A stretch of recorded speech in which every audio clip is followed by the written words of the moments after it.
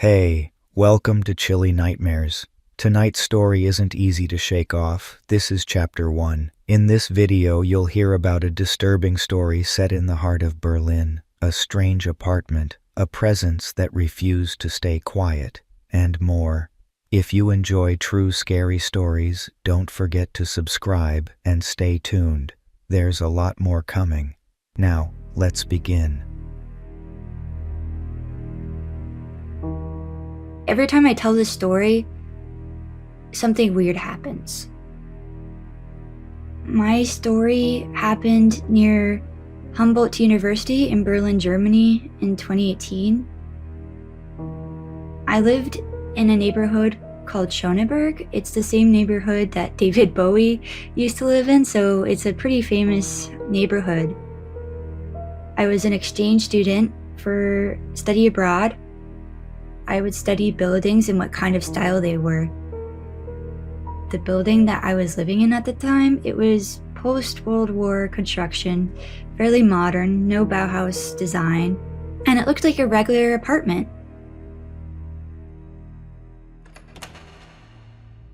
When I first came in to the apartment, there was barely any electricity. It was really, really dark.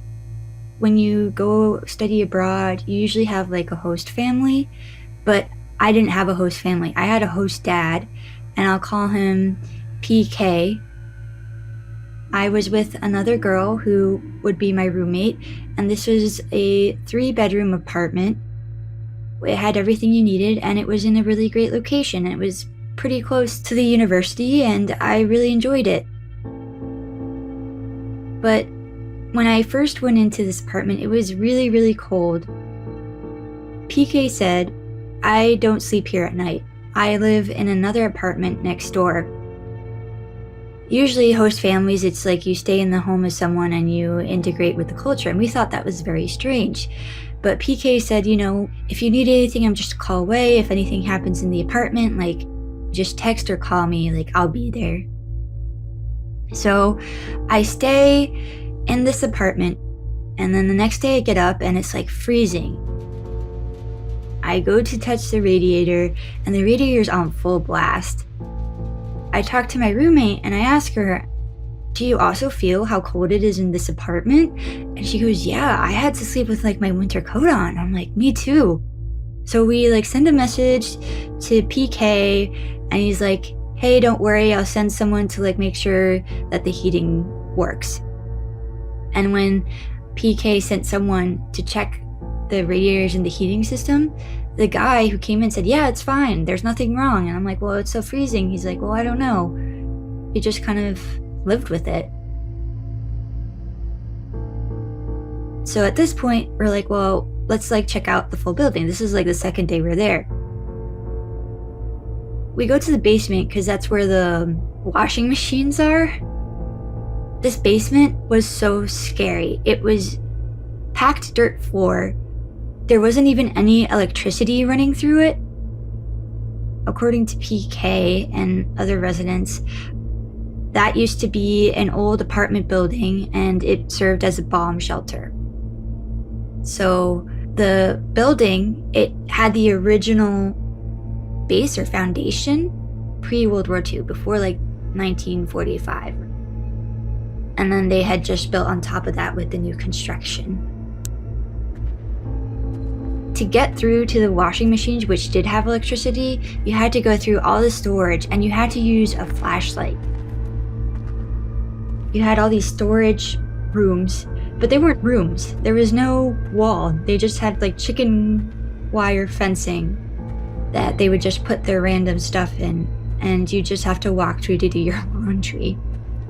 It was really scary because it was so dark. You just walk in and it was you were engulfed in darkness. This is already our second day, so we're already starting off strong here. So at this point, you know what? We're in Berlin, Germany. It's beautiful. It's freezing. Something's always falling out of the sky. People don't realize how cold it is. There's never any sun, and I guess that just added to how scary it was. It's important to note that our university took like security really seriously. So our rooms, we could lock it. So the only person who had an extra key wasn't even PK, our host dad, or my roommate. It was the university, because they wanted to make sure, that no one's like intruding in your room or taking your stuff or moving it around. As I'm getting accustomed to this new place, I have a roommate, we're going to class. Obviously in my room, there was a window and I never opened it because it was winter. It was so cold. I would leave and then I would come back maybe after a full day of class and my room would just be a mess. It would be like if someone took all the books that I had left neatly on my desk, it's like if someone just like threw it all over. And I thought that was weird. So I asked my roommate, I was like, did you go into my room? Like I locked my door. She's like, no, Carmen, I don't have a key to that. And I was like, oh, did you notice the stuff in your room being touched? She was a smoker. She smoked cigarettes. So she had like 15 lighters like in her room, in her jacket pocket. She's like, yeah, I like to smoke. And obviously like I smoke with my window open. But every time I try to like light up a cigarette and I reach for a lighter, I can't find it. And then I'll find it like in the bathroom or in the kitchen of all places that I haven't even left the lighters in there because I always carry it on my person. I'm like, okay, that's weird. We thought maybe we just misplaced our things. Maybe there's like a current and we just didn't realize it from the pipes. I think, when you talk about hauntings and you're a skeptic, is that you think you're going crazy. You think you have like a mental illness. I was so convinced that I had something that I went to a psychiatrist and they said I just had anxiety and that I was fine.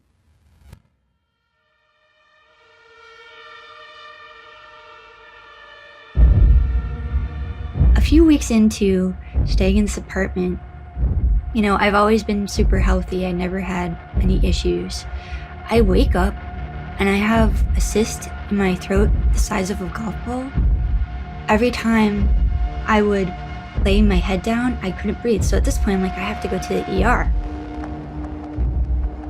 I go to the emergency department to a hospital in Berlin, Germany. It was a pretty famous one.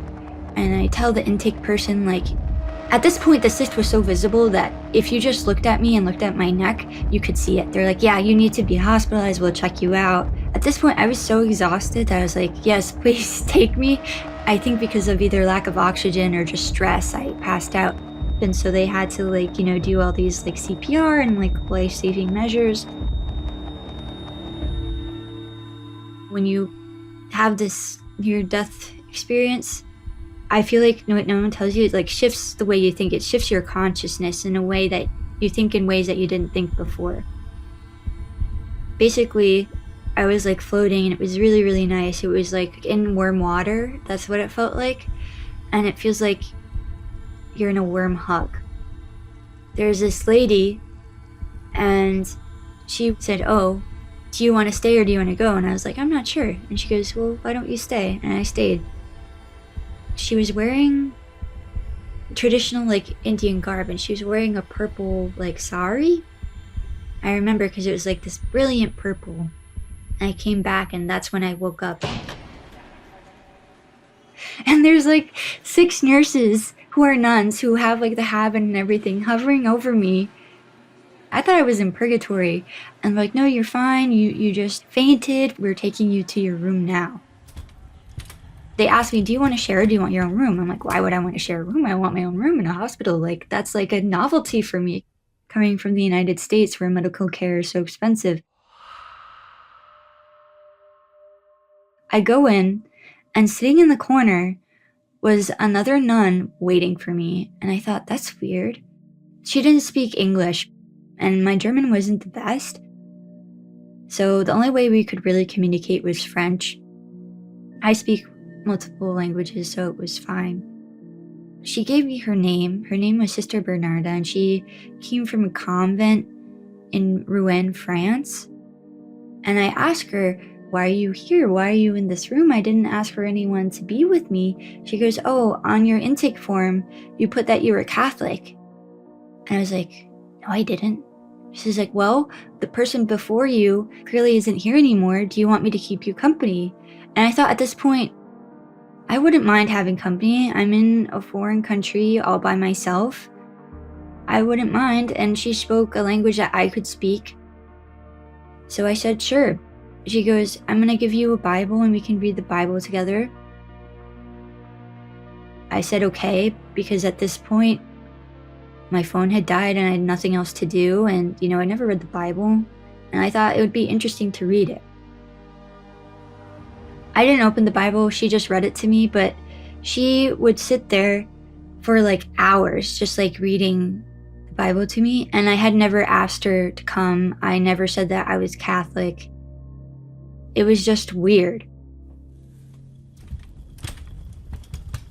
So I had to get an operation to get rid of the cyst, right?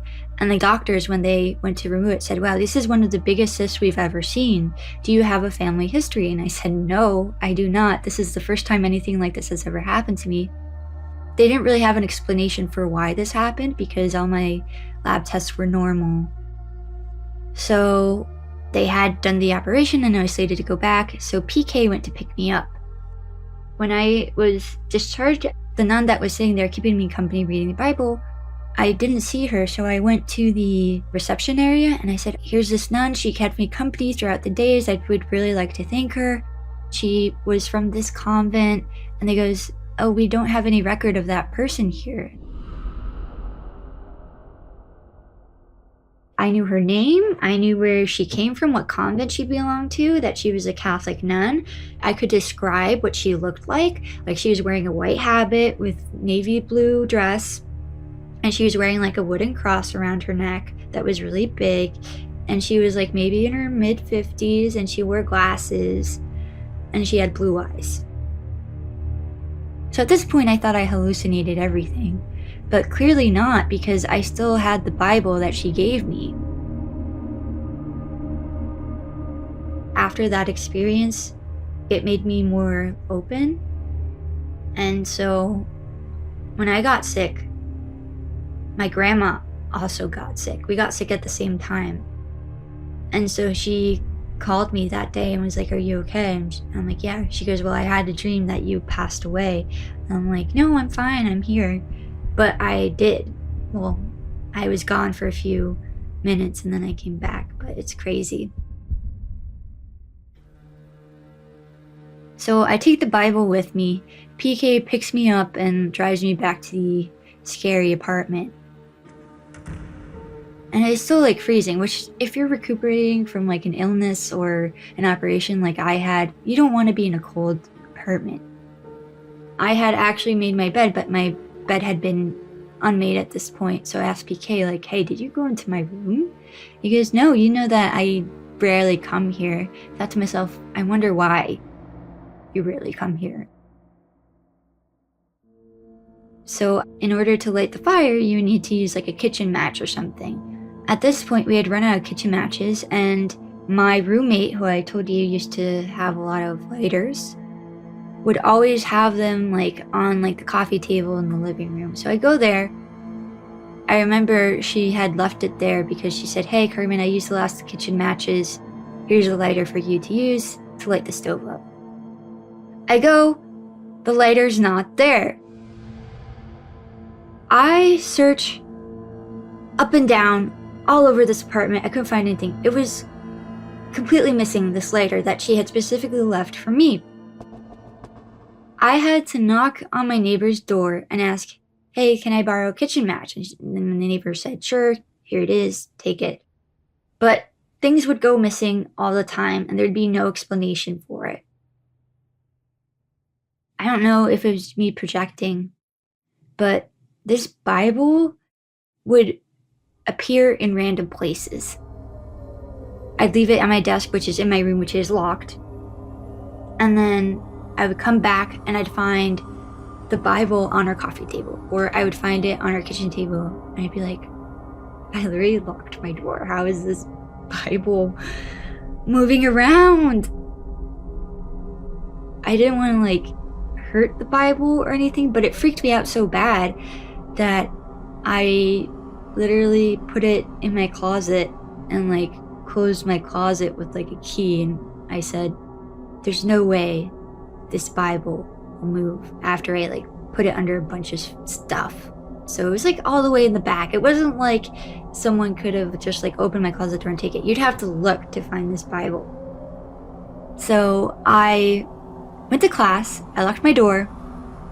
I come back after like a long day of classes, and the Bible is on my coffee table again.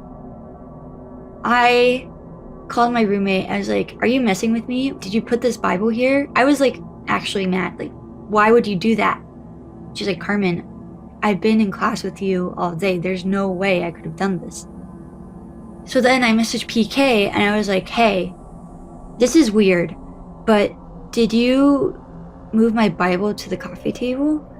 And he said, Carmen, I haven't been to the apartment in a week. So at this point, I think that there's someone in the apartment. We had PK check our apartment again to make sure that there was no one there, and there really was no one there. At least physically.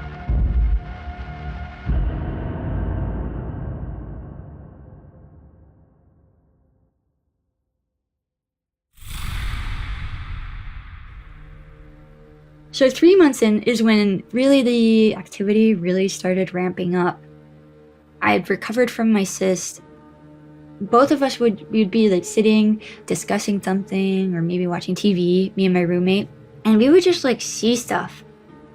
It'd be like 11 a.m. Like I'd be in the bathroom and I'd see like an orb of light. I'm like, okay, maybe it's just like the reflection. But I would have turned off the lights and there would have been no lights on. Why am I seeing this orb of light? There was like nothing that could explain what was happening to us. And at this point, I feel like maybe it's this apartment, maybe it's me, but like every time I'm in this apartment for long amounts of time, I just feel drained of energy. And usually when you rest and you stay in your bed in your apartment, which is your home base, you're supposed to feel safe and cozy and like where you can recuperate. I did not feel that in this place at all. It was just like really bad energy, you could say, and I'm not really into energies and stuff, but after this experience kind of changed my perspective. I couldn't find a reason for why I felt this way in this apartment. I would wake up with scratches, I'd wake up with bruises, but I wouldn't wake up in the night, which is weird. If you have bruises and scratches, wouldn't you think that you would wake up in the middle of the night? I would just have the most vivid dreams. I would be in this apartment. There would just be shadows everywhere. I never saw a face. It would just be like these shadow figures just like wandering around, following me, and I could never get out of this freaking apartment. I would wake up with like 3 long scratches on my back, and I would lock the door to my room, and there's like no way I could have scratched my back myself to create such long scratches. I'm like an academic, like I'm not very sporty, like there's just no way. And so then I asked my roommate, are you waking up with like bruises and like scratches too? And she goes, yes. So it wasn't just me, there was like something in common, which was us living at this apartment.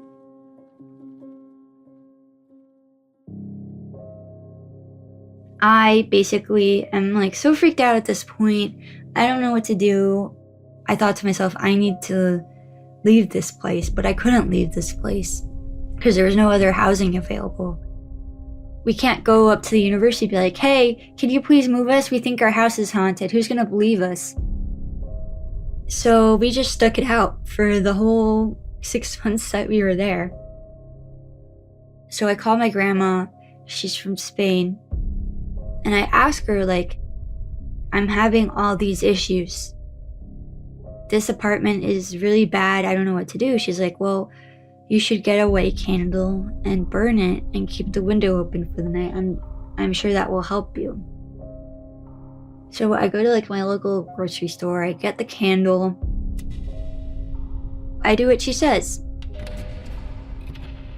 Nothing happens. It still feels the same. Nothing changes. I'm like, oh, whatever. At least I tried.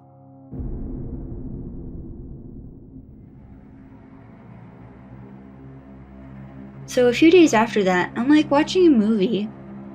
All of a sudden, the temperature just like drops.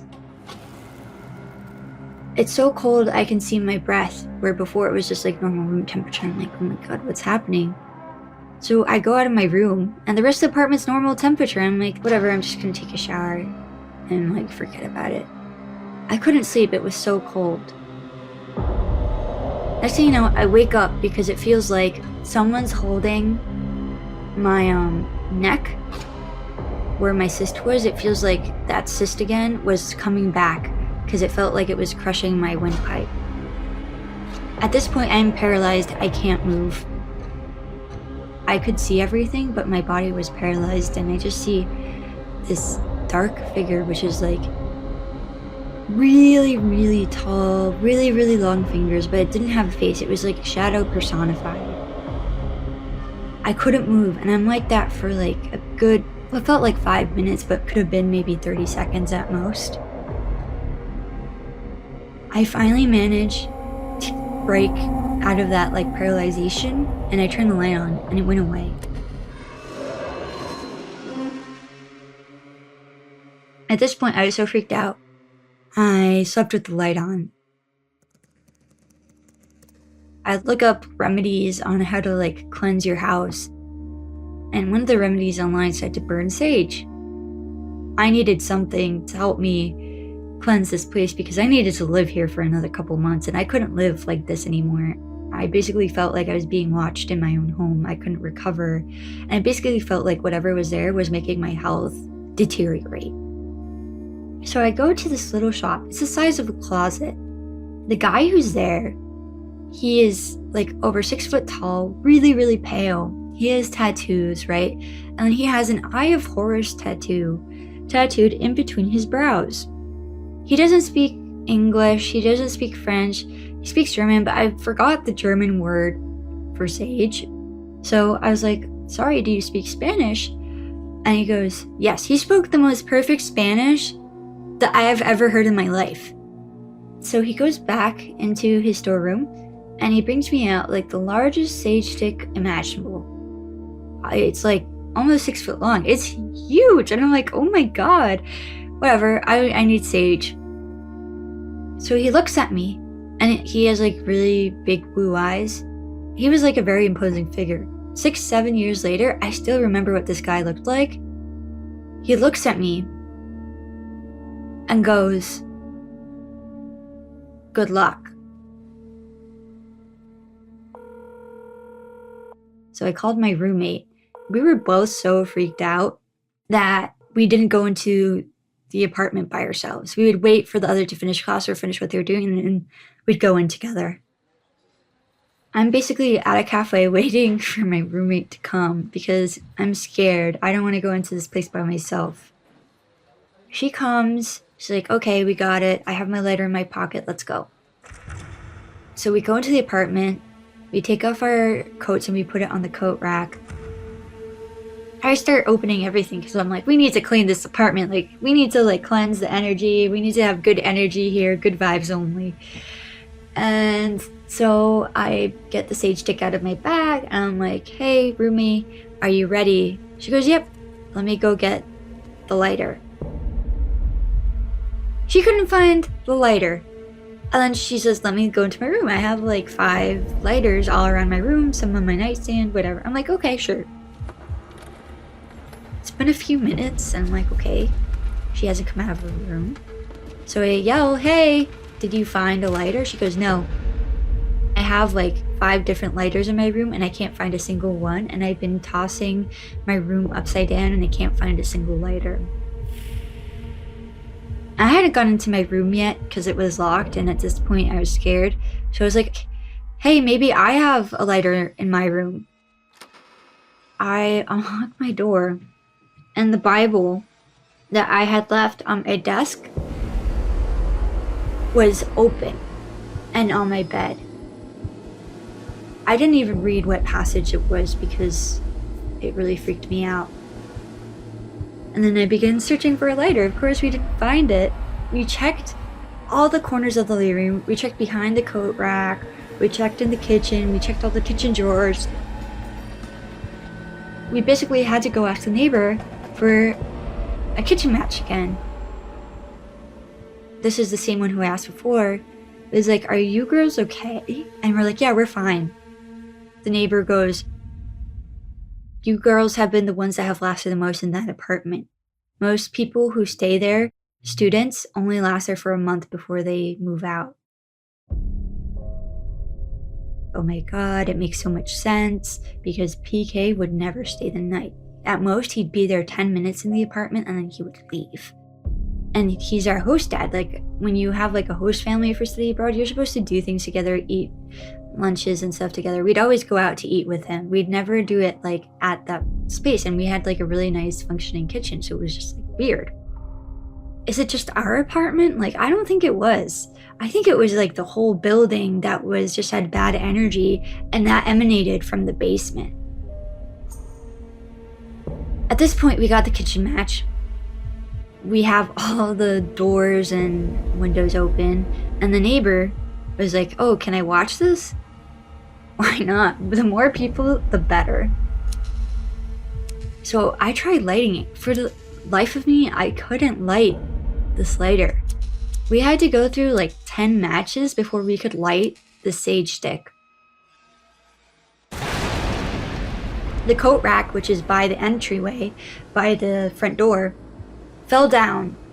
It wasn't like just one coat fell down. The entire coat rack, which was just like a rack of where you would hang your clothing, fell down. And it sounded like a bomb went off. The neighbor who's watching from outside comes into the apartment and is like, are you okay? And we're like, yeah, we're fine. The neighbor was like, well, I'm gonna go back to my apartment, but knock if you need anything. I don't know if you know this about Germany, but they're very strict and they're very much against like any noises. We had the downstairs neighbor come up and ask us to be quiet. And we hadn't done anything except for the coat rack to have fallen. And we're like, well, what are you hearing? And the downstairs neighbor said, I just hear footsteps all the time, and it feels like, you're holding parties.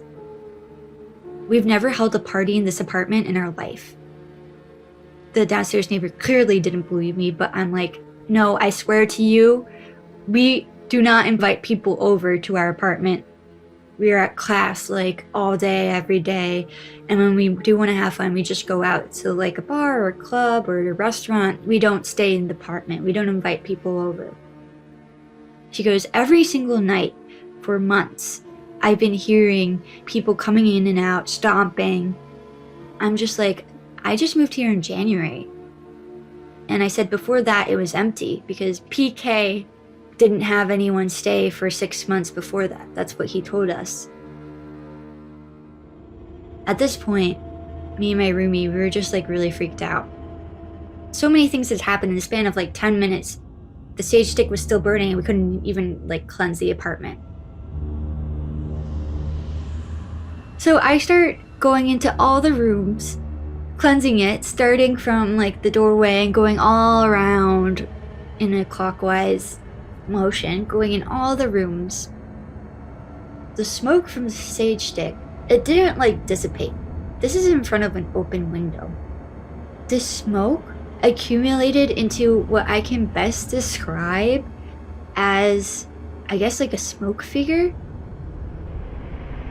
This figure was like over 6 feet tall, huge. And as we're doing it, I'm like calling my roommate, can you see this? Am I imagining this? And she goes, no, I'm seeing it too. At this point, I thought I was going crazy, but I know I'm not. And I think when you talk about hauntings and stuff like this, you think you're going crazy. You think there's something wrong with you.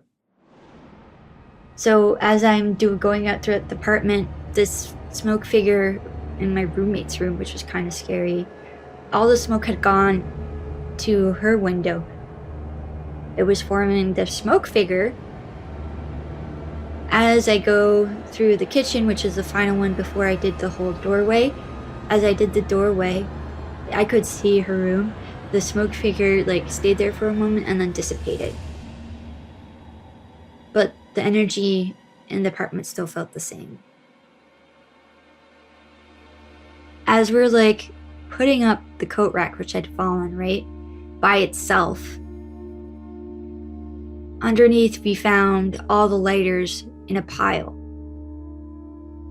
And before that, we had checked it before we started doing the sage cleansing. At this point, we were really freaked out. The downstairs neighbor said she hears footsteps and parties every night when we're just like in our bed trying to sleep. Like, there's something wrong with this place. It finally felt like, okay, this is finally over. It was not over. I felt like after a few days, it just like ramped up even more. It was so bad that for the next month we shared a room, and we basically were so freaked out that sometimes like we would sleep in the same room together. I came in healthy. Mind you, I would eat like 3 meals a day. It was so bad. I went to my doctor because I had the cyst again. And she goes, "Oh, Carmen, you're really healthy. Like, I don't know why you're having all these symptoms. You have symptoms of like being in a famine. Like you had like starvation." Because all my symptoms were if you like didn't eat enough. And I'm like, really? But I eat 3 meals a day. And my doctor goes, "Yeah, it's very strange." So at this point, I'm like, I need to move out. I called my dad, and basically I got an Airbnb for a week. I felt like I could finally breathe again. But obviously, having an Airbnb in Germany is like expensive. So I had to move back, but I got it for finals week. So before we move out, it's like my second to last day there, and it could not have come fast enough to leave this place. And I had to wash my clothing. I used my phone as a flashlight to walk through these storage rooms, but my phone would not turn the flashlight on. It wouldn't even turn on when I was down there. This was like 12 o'clock in the afternoon, okay? This wasn't like at night where it's all creepy, okay? I went during the day like a normal person. I don't want to be freaked out. I'll just go in during the day where there's sunlight. Of course, it's a basement, so it has no windows. So it's pitch black. It's so dark, you can't see a hand in front of your face. I go through, and it feels like multiple hands are touching my back, trying to grab my arms, my legs, and I can barely walk. Whatever this is wants me to stay here in this basement for what felt like a solid 20 minutes. Maybe it was shorter, but when you're like, it was so pitch black, I couldn't see anything around me. I could barely walk because it felt like someone was from the sides and from the ground was like holding on to me. Somehow, somewhere, thank goodness, I managed to escape, and I went to the laundry room. My phone still didn't work, so I couldn't call anyone, I couldn't text anyone, so I did my laundry, and then I had to go through that storage space again. I was like, I'm not going there by myself. I waited 3 hours in that laundry room, which had light and a window, until someone else from my building came, and I asked them to accompany me through that storage space. It was the downstairs neighbor who had come up to ask us to keep it down and to stop throwing parties. And she goes, "Are you okay?" I didn't want to come off as crazy, and I think she could tell I was freaked out. And she goes, "Hey, if you like need anything, you can knock on my door, like it's okay." We go back together, and I go back upstairs, and like a few hours later, it's the evening already, I go to take a shower, and I have like bruises all over my body from whatever was down there in the basement, whatever spirits, entities, whatever you want to call it, was holding me down. I'm so happy I'm leaving this place. I was leaving the day after, so I managed to leave and packed everything up. And so I went to go pack the Bible that I always had that the nun gave me. Couldn't find it. I couldn't pack it with me. And to this day, I still don't know where that Bible is. Where maybe it's stuck in that apartment, maybe it disappeared. Maybe it was like a ghost Bible that the nun gave me. I don't know. But I don't know where that Bible is, and I do not want to go back to Berlin because Berlin freaked me out so much, and that apartment was so scary that I still have nightmares about it. I've never experienced anything before this or after this, so I think it was just this place.